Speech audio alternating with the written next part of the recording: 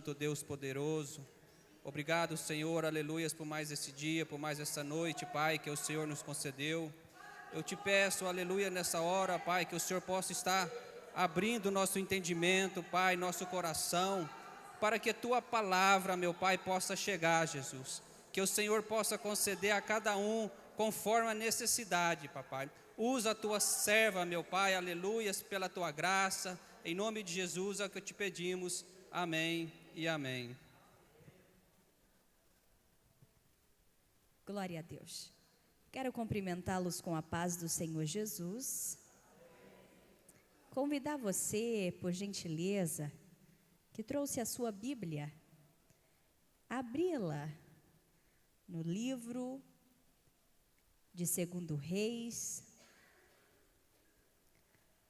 capítulo 4.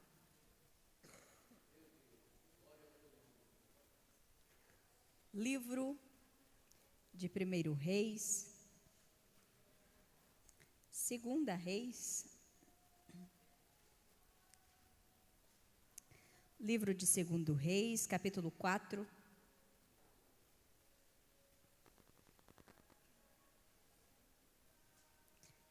O versículo 2 diz assim: Eliseu lhe perguntou: que te hei de fazer? Diz-me que é que tens em casa. Ela respondeu: tua serva não tem nada em casa, senão uma botija de azeite. Amém? Tome teu assento, obrigado pela tua gentileza. Quero louvar a Deus pela oportunidade que Ele nos concede de estar regressando aqui nesta igreja, ao pastor dirigente, a todos que fazem parte aqui desta comunidade cristã. Quero louvar a Deus pela vida da minha sogra, do meu sogro que está ali fora. Louvar a Deus pela vida da minha cunhada, das tias que estão presentes, toda a família reunida. Meu esposo Lucas está ali com Laurinha ali para trás, na salinha. Grata a Deus por esta oportunidade.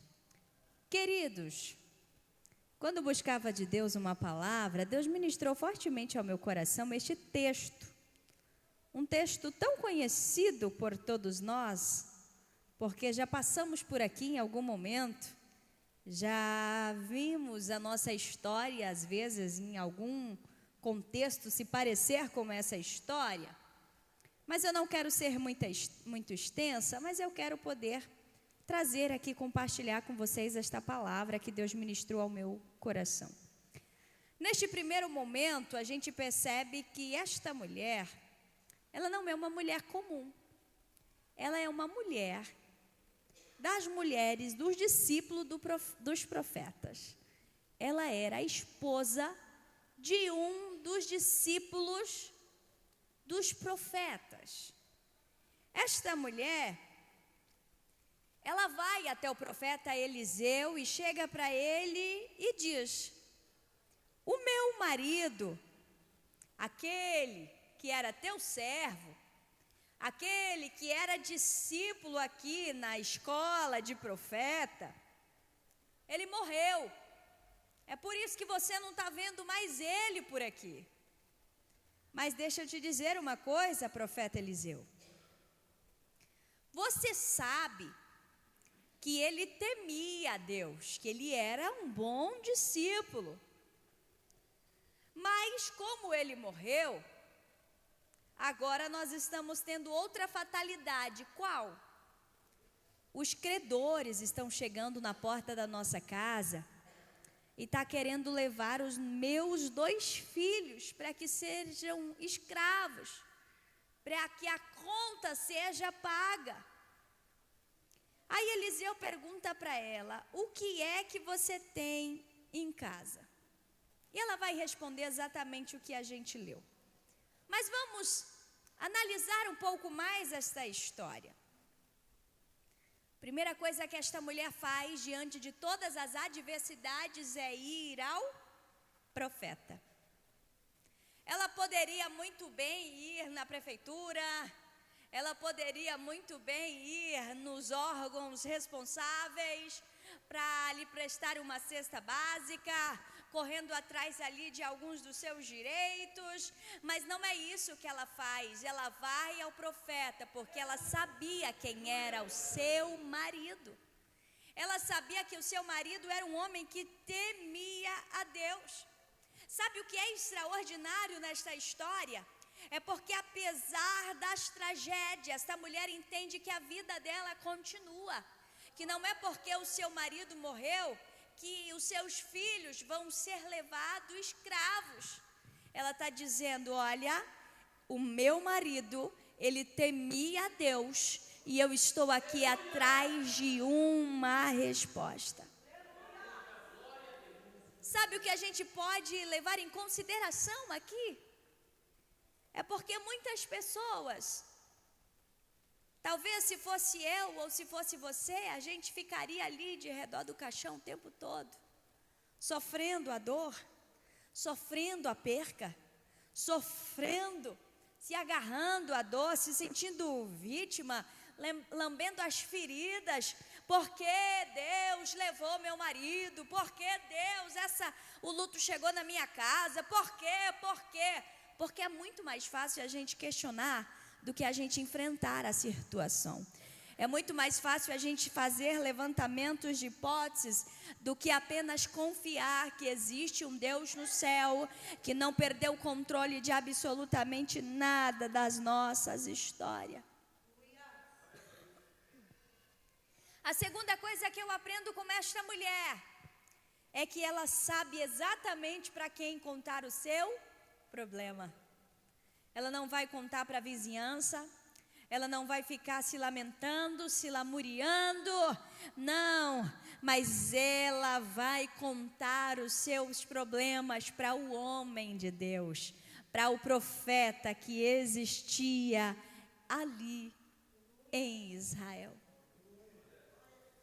E eu gostaria de perguntar nesta noite para você: para quem você está contando os seus problemas? Você está confiando nas pessoas certas?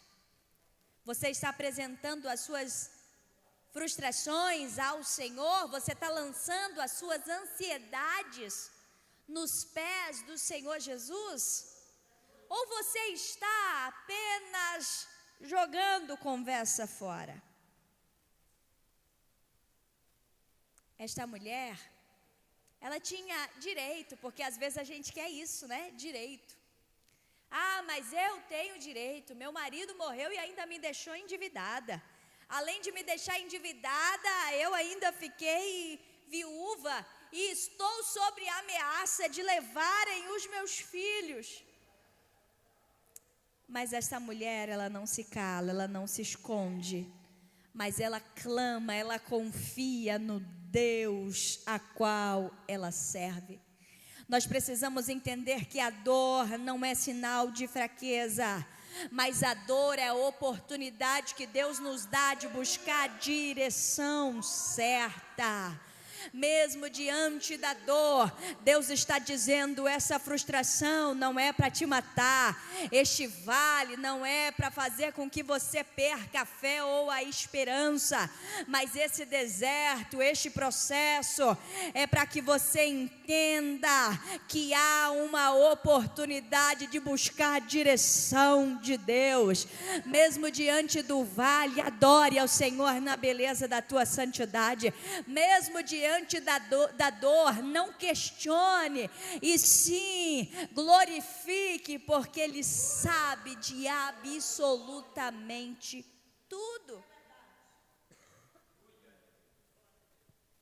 Esta mulher, ela poderia muito bem se tornar vítima da história, mas ela não se torna vítima da história. Ela está entendendo que ela é a autora da sua história na companhia de Deus. No versículo 2, que é o versículo que lemos, há uma pergunta. E esta pergunta é: o que você tem? O que você tem em casa? Inclusive, ela começa dizendo: nada. Mas aí ela se lembra que ainda tinha alguma coisa.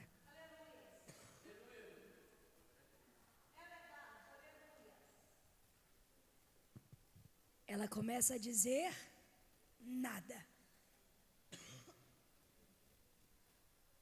Mas depois ela diz, a não ser um pouco de azeite. Sabe o que é? Às vezes, a gente até começa a desprezar o que temos, porque parece pequeno demais. Mas aí, Deus sempre começa com o que nós temos.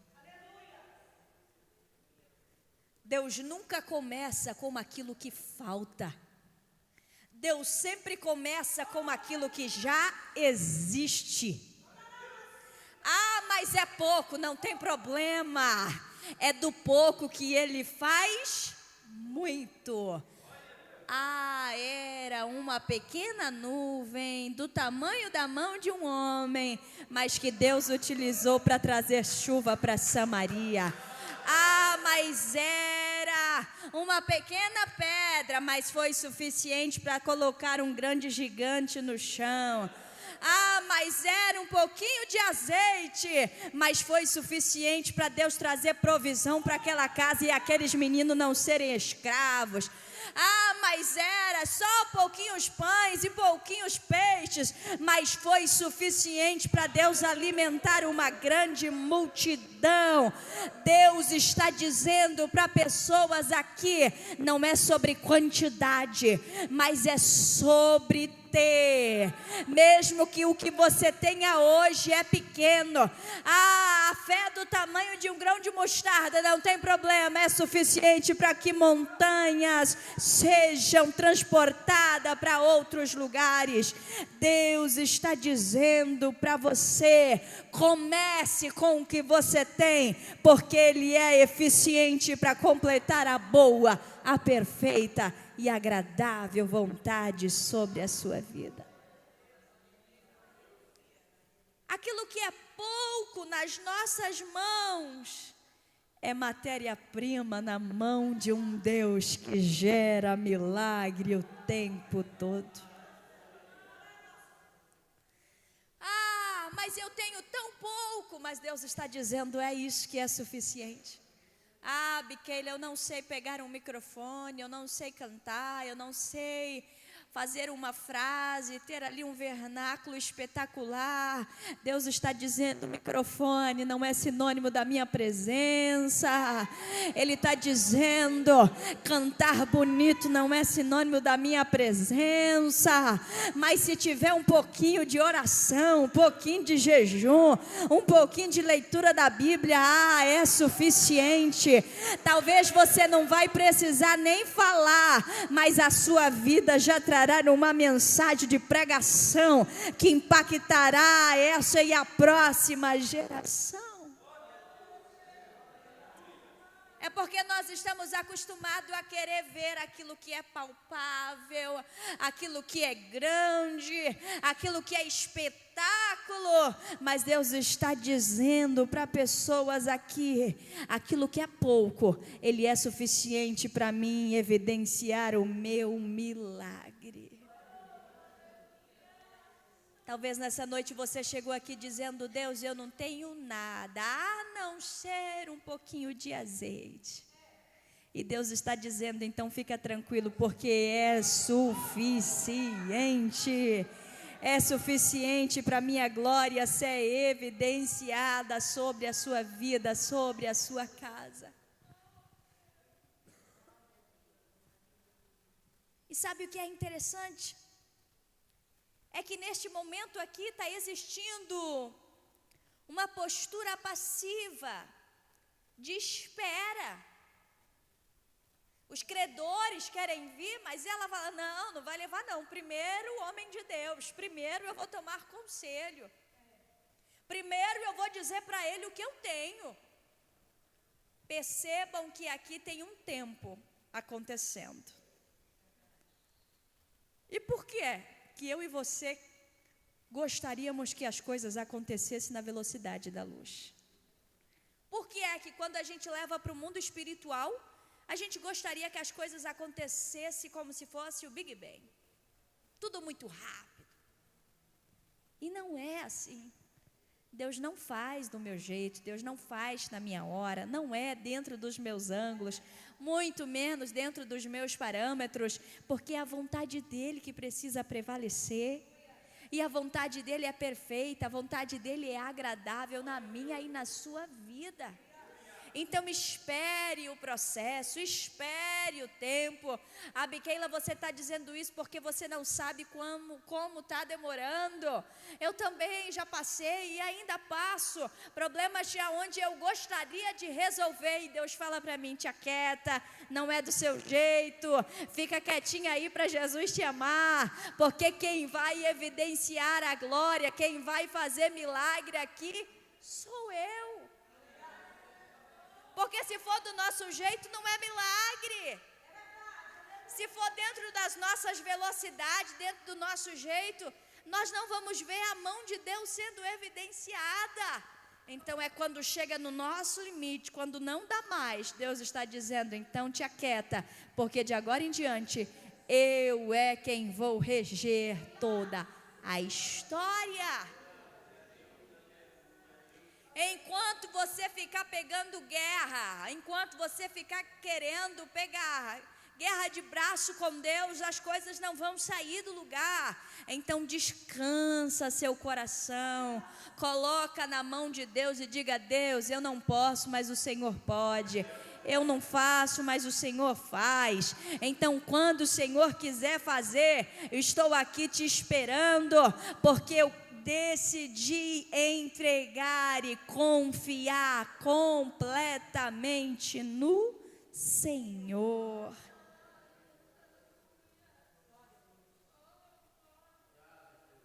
No versículo 3, o profeta Eliseu vai dizer para ela então: vai, pede emprestadas vasilhas a todos os teus vizinhos. Vasilhas vazias, e não poucas.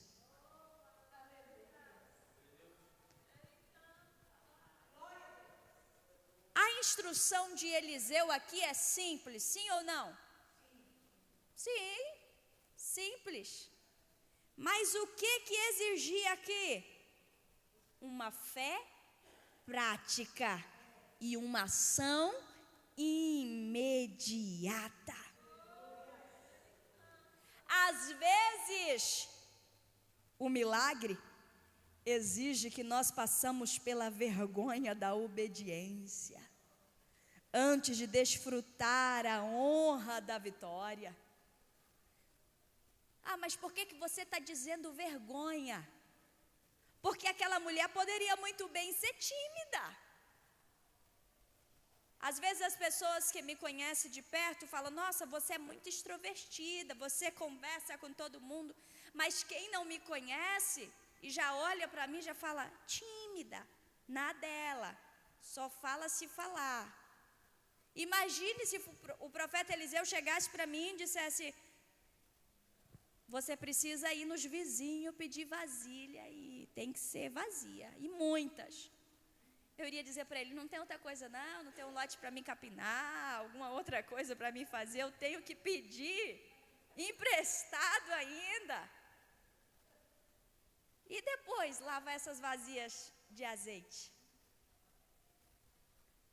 Talvez se fosse olharmos para os nossos ângulos, dizia: não, arruma aí umas 2 trouxas de roupa para me passar, para me conseguir um dinheiro de outro jeito. Mas pedir emprestado, não, é muita vergonha. E se eles olhar para minha cara e dizer que não vai emprestar?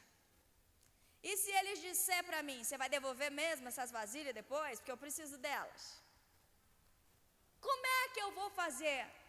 Talvez se fosse eu e você olhando para uma lógica humana, a gente iria querer que as coisas fossem resolvidas de uma forma mais prática.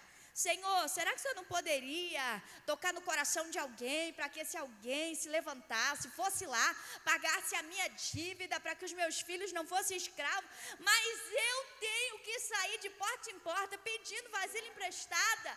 Deus está dizendo sim, porque o milagre exige que primeiro você passe pela vergonha da obediência, mas posteriormente você vai desfrutar uma vitória de honra.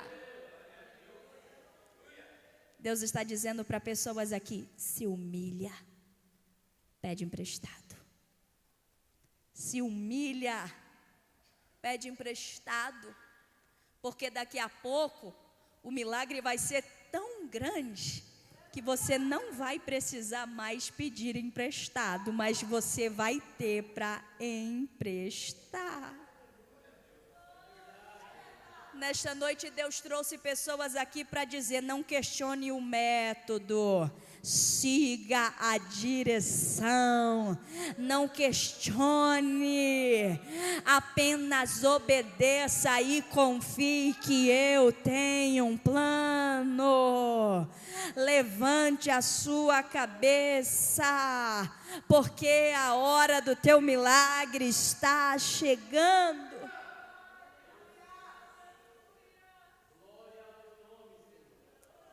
E mais uma coisa que o profeta diz para ela, parece lógico, mas nós não estamos aqui para olhar para a lógica, nós estamos aqui para crer que Deus é suficiente nas nossas vidas. Nós estamos no último ano de teologia, é minha segunda graduação em teologia, e um dia nós estávamos lá sendo ministrado por um professor, e ele falando sobre a importância de nós termos fé. Aí ele disse: vocês acreditam que tem muita gente que não acredita que o grande peixe engoliu Jonas? Eu disse para ele: eu acredito. Mas professor, deixa eu dizer uma coisa para o senhor. Eu tenho uma fé tão grande que se a Bíblia dissesse que foi Jonas que engoliu o grande peixe, eu acreditaria. Por quê? Porque eu aprendi a confiar em Deus. E a gente precisa ter fé, não é olhar para a lógica. Porque se a gente for olhar para a lógica, muita coisa não faz sentido. Mas eu preciso olhar em direção ao meu milagre. Eu preciso crer que Deus não utiliza ângulos que eu gostaria, métodos que eu gostaria, mas que eu preciso não questionar os métodos, mas confiar, seguir na direção, entender que Deus tem um plano. Qual é a outra orientação do profeta para aquela mulher? Já vou concluir. A orientação para aquela mulher é: entre em casa com seus filhos e feche a porta.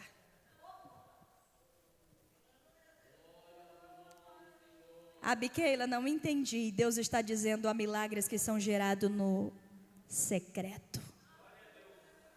Existem milagres que são gerados longe da plateia. E por que é que os filhos têm que estar dentro? É porque Deus quer que os filhos participem. Deus quer que eles sejam testemunha do milagre que está acontecendo dentro desta casa.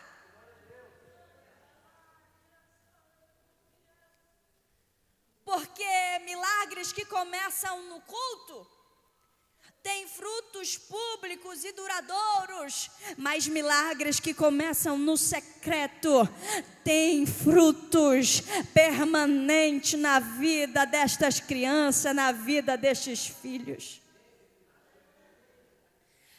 Mas eu vim sozinha, por que é que eu tenho que botar os meus filhos em todo esse processo? Deus está dizendo: é porque enquanto eu estou gerando em você, os teus filhos estão florescendo na roda da tua mesa.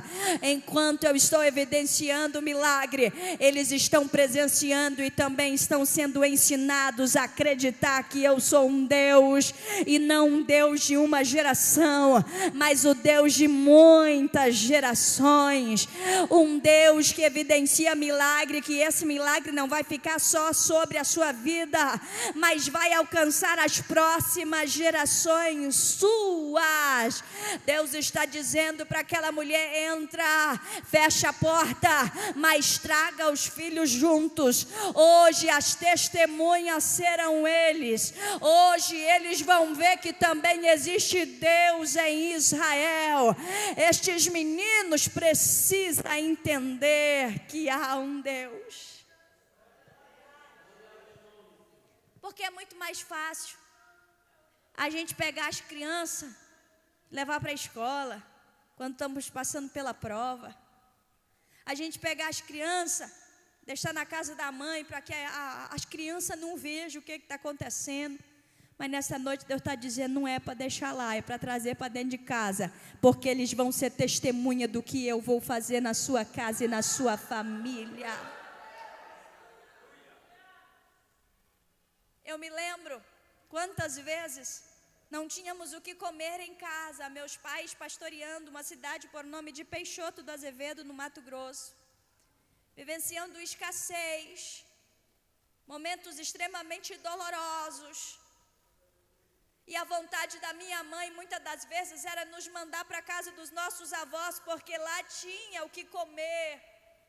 Lá tinha pichula, lá tinha skinny, lá tinha laranjinha, lá tinha muita coisa, ovo de Páscoa na geladeira.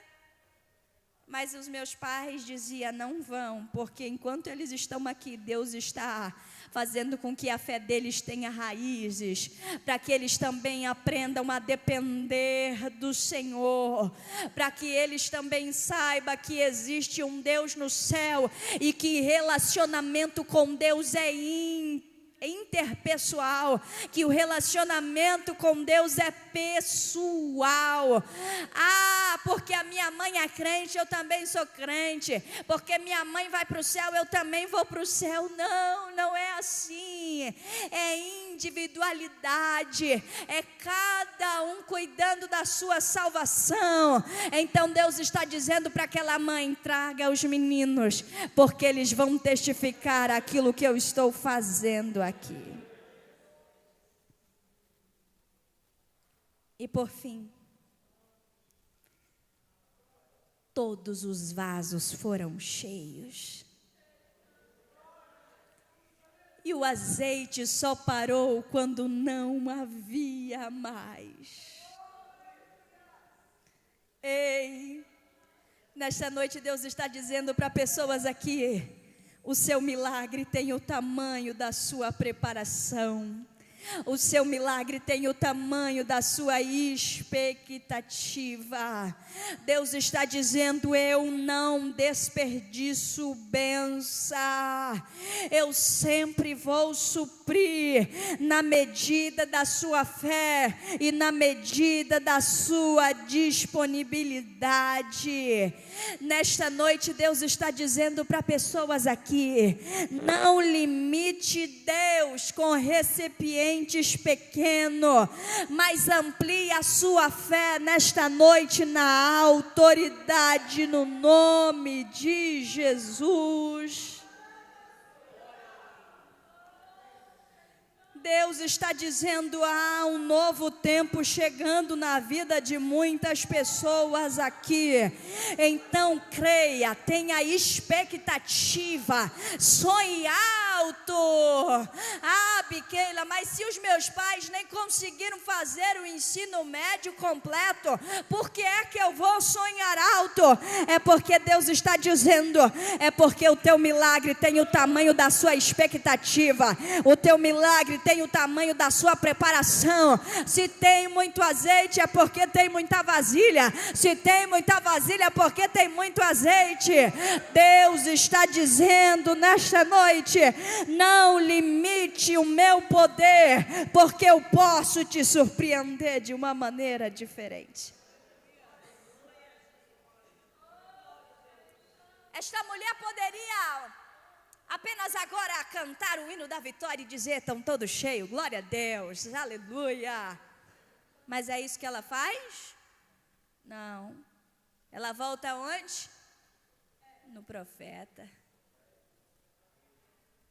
Aonde ela foi pedir? Agora ela vai agradecer. Mas ela não vai apenas agradecer, mas ela vai pedir uma outra orientação. Ah, como isso aqui me ensina. Porque às vezes quando Deus foi lá, visitou nossa despensa, trouxe prosperidade, a gente sai com o narizinho empinado achando que é alguma coisa. A gente sobe no sabuco e já está cantando de galo, não é? Deus está dizendo, volte lá no profeta, porque ainda tem mais coisas para você fazer. Quando ela chega no profeta, ele diz, vai, vende o azeite, minha filha. Paga as suas dívidas, e você e seus filhos vivem da sobra. Palavrinha que a gente não gosta, sobra, resto. Parece que pesa, é ruim, parece que no nosso vocabulário, não é? Mas Deus está dizendo, eu não apenas resolvo o problema, não apenas resolvo o problema do agora, mas eu sou um Deus que te ensino a ter dependência de provisões futuras. Milagres não é só emoção, mas milagre tem consequência prática e tem propósito familiar. Milagres bem administrados sustenta gerações.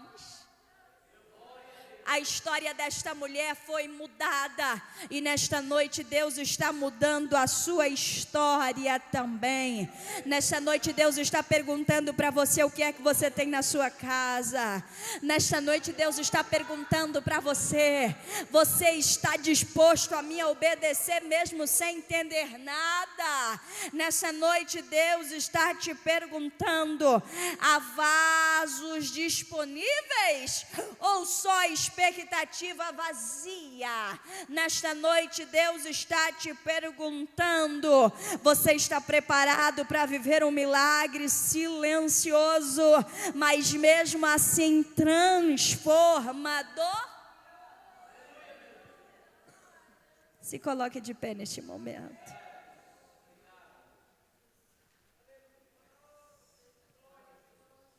Tem coisas que você faz, mas tem coisas que só Jesus faz. Não vá ao homem de Deus só quando você não tiver nada, mas vá também quando você tiver o suficiente. Deus trouxe muitas verdades e ensinamentos aqui nesta noite, e eu espero que você tenha conseguido segurar um pouquinho disso. Feche os seus olhos, que eu gostaria de finalizar orando por você. Pai, toda a palavra que Tu ministraste ao meu coração com muita alegria, com muito temor e responsabilidade, a entreguei aos Teus, mesmo diante destas tosses. Pai, mesmo diante das minhas limitações, mas eu sei que o Senhor é um Deus que vai além das limitações. O Senhor é quem conhece a necessidade de cada um dos seus filhos. É o Senhor que conhece o que tem e o que não tem. É o Senhor quem sabe o que está faltando, o que está sobrando, o que é resto ou aquilo que não tem nada. Então nesta noite eu gostaria de orar, de clamar, de buscar ao Senhor, suplicando a Ti que venha suprir a necessidade dos Teus filhos, mesmo que eles não tenham nada, mesmo que seja apenas um pouquinho de azeite, mas que é suficiente para milagre, para essa e a próxima e a outra geração também. Pai, eu quero pedir ao Senhor que renove as forças dele, traga alegria do Teu Espírito, vivifique a Tua presença de uma maneira extraordinária, no nome de Jesus. Amém.